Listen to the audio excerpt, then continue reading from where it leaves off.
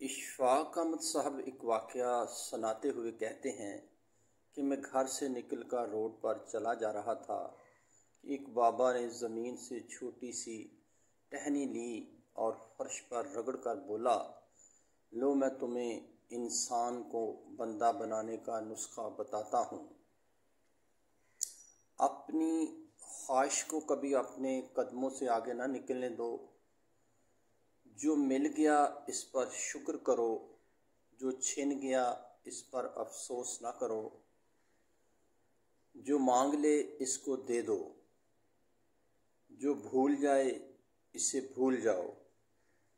دنیا میں بے سامان آئے تھے، بے سامان واپس جاؤ گے۔ سامان جمع نہ کرو، ہجوم سے پرہیز کرو۔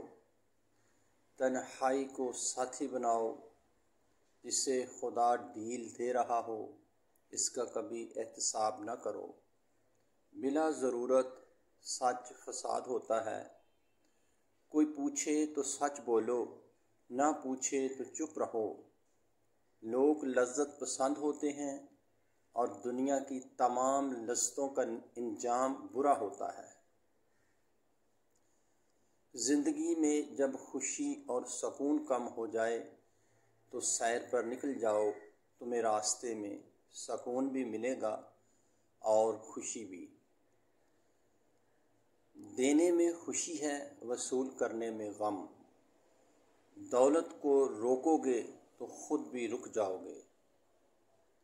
چوروں میں رہو گے تو چور ہو جاؤ گے۔ اللہ راضی رہے گا تو جگ راضی رہے گا۔ وہ ناراض ہوگا تو نعمتوں سے خوشبو اڑ جائے گی۔ سادموں میں بیٹھو گے تو اندر کا سادو جاگ جائے گا۔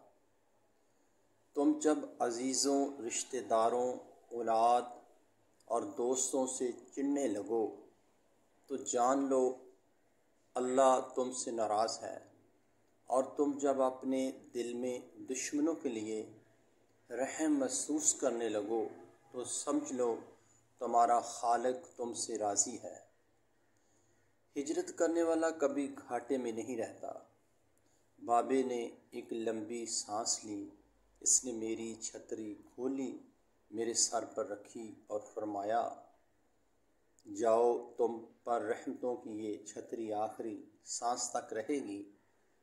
بس ایک چیز کا دھیان رکھنا، کسی کو خود نہ چھوڑنا، دوسرے کو فیصلے کا موقع دینا، یہ اللہ کی سنت ہے۔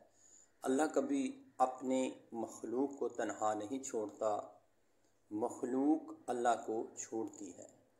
اور دھیان رکھنا، جو جا رہا ہو اسے جانے دینا، مگر جو واپس آ رہا ہو اس پر کبھی اپنا دروازہ بند نہ کرنا، یہ بھی اللہ کی عادت ہے۔ اللہ واپس آنے والوں کے لیے ہمیشہ اپنا دروازہ کھلا رکھتا ہے۔ تم یہ کرتے رہنا، تمہارے دروازے پر میلہ لگا رہے گا۔ میں واپس آ گیا اور مجھے انسان سے بندہ بننے کا نسخہ مل گیا تھا۔ خوش رہیں، آباد رہیں۔